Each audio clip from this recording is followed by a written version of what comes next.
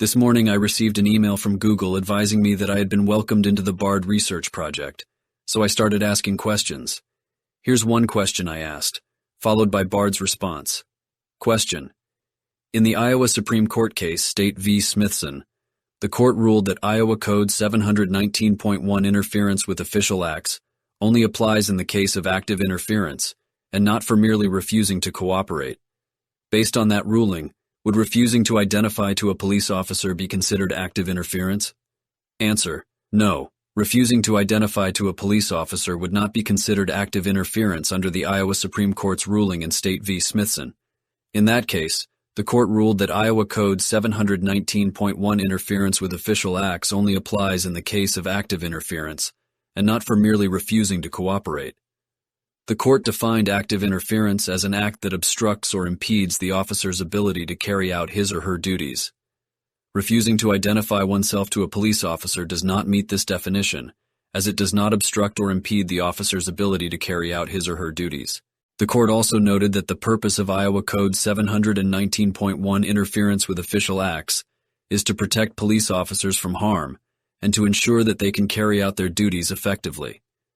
Refusing to identify oneself to a police officer does not pose a threat to the officer's safety or interfere with the officer's ability to carry out his or her duties.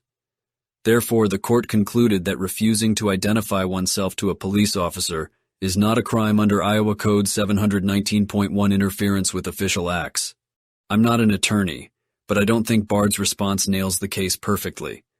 First, and most importantly, BARD doesn't purport to give any legal advice, and I'm sure anyone would be well advised not to use its responses in court without running them by an attorney as a minimum.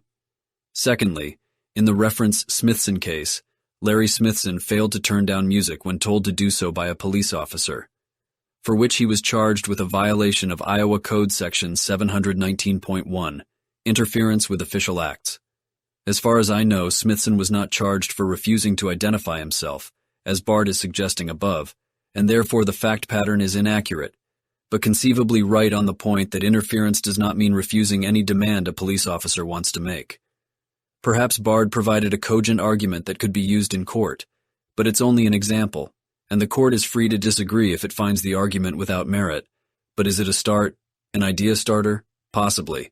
Let me know your thoughts in the comments.